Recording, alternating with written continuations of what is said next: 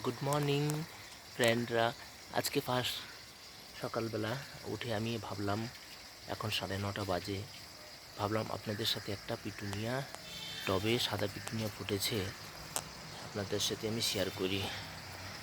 বলুন তো এই টবটা কেমন হয়েছে, টবের যে পিটুনিয়াটা কেমন হয়েছে। আমার তো সাদা পিটুনিয়া ভালো লাগে, আপনাদের কেমন লাগে সেটা বলুন। সাদা পিটুনিয়া রয়েছে এটা, তার সাথে এই কালারেও পিটুনিয়া আছে, একটা বেগুনি কালারে আছে, তিনখানা এখানে এই দিকটা আছে। আসলে এই ফুলগুলো একটু রোদ না হলে ভালো হয় না,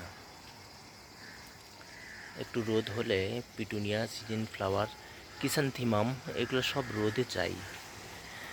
খুব ছোট ছোট ছোট চারা বাচ্চা গাছগুলো লাগিয়েছিলাম, প্রচুর পরিশ্রম মেহনতের পরে এই ফুলটা হয়েছে।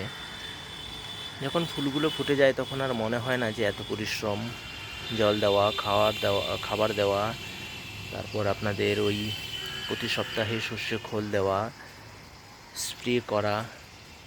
গাছ বানানো খুব কঠিন কাজ। জলের ব্যালেন্সটা ঠিক রাখা, একটু জল বেশি হলে, কম হলে সে আবার গাছের পাতা মোটা হয়ে যায়, ভালো গ্রোথ হয় না। এই ফুলের গাছ আমার মাত্র 1.5 মাসের পিটুনিয়া, আরও হবে, আরও বাড়বে। তো ফুটেছে বলে ভালো লাগলো, ছাদে এসে দেখলে মনটা ভরে যায় পুরো। তাই ভাবলাম আপনাদের সাথে একটুখানি শেয়ার করে ফেলি।